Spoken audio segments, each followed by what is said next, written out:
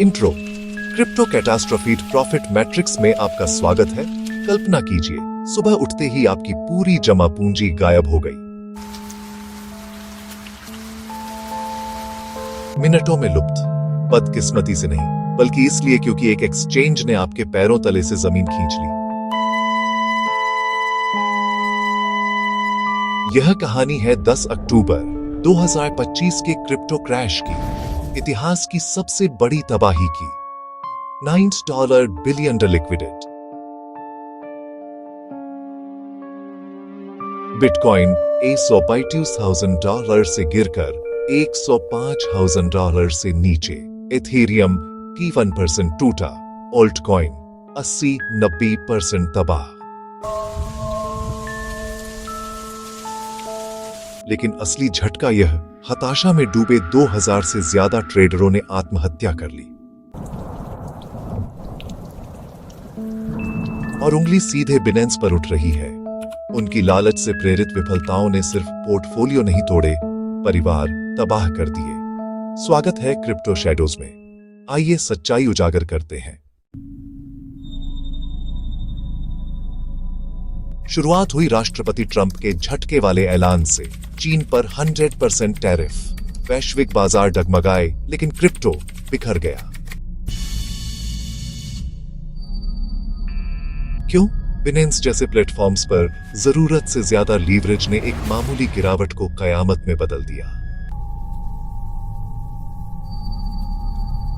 ट्रेडरों ने बड़े पैमाने पर उधार लेकर दांव लगाए। जब कीमतें गिरी तो ऑटोमेटेड लिक्विडेशन गोलीबारी की तरह शुरू हो गए। बिनेंस, जिसे क्रिप्टो का राजा कहा जाता है, वह ग्राउंड जीरो था। ऑन चेन जासूसों की रिपोर्टें चीख चीख कर कह रही हैं। मार्केट मेकर विंटरम्यूट ने क्रैश से घंटे भर पहले बिनेंस में 700 मिलियन डंप किए, सिर्फ बिटकॉइन में 200 मिलियन। संयोग या अंदरूनी साजिश? उनके एपीआई जम गए, स्टॉप लॉस ऑर्डर गायब हो गए। यूएसडी जैसे स्टेबल कॉइन बिनेंस पर 0.65 तक डीपेग हो गए, जबकि बाकी जगह स्थिर रहे। कम लीवरेज वाले यूजर्स भी बर्बाद हो गए। यह बाजार की उठापटक नहीं थी, यह इंजीनियर्ड अराजकता थी। हाइपर लिक्विड के संस्थापक ने केंद्रीकृत एक्सचेंजों पर असली लिक्विडेशन से 100 गुना ज्यादा छिपाने का आरोप लगाया। अरबों डॉलर बाहर बह गए, लेकिन बिनेंस के बॉट्स ने दहशत को और बढ़ाया। कृत्रिम वॉल्यूम पैदा किया जिसने सबको बेवकूफ बनाया।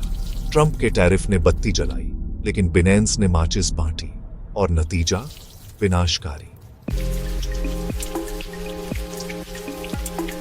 अब असली डरावना हिस्सा, खामोश महामारी। जैसे स्क्रीन लाल हुई, वैसे ही जिंदगियां भी। यूक्रेनियन इन्फ्लुएंसर कॉन्स्टेंटिन गैलिच, जिन्हें कोस्त्या कुडो के नाम से जाना जाता था, अपनी लैम्बोर्गिनी में मृत पाए गए।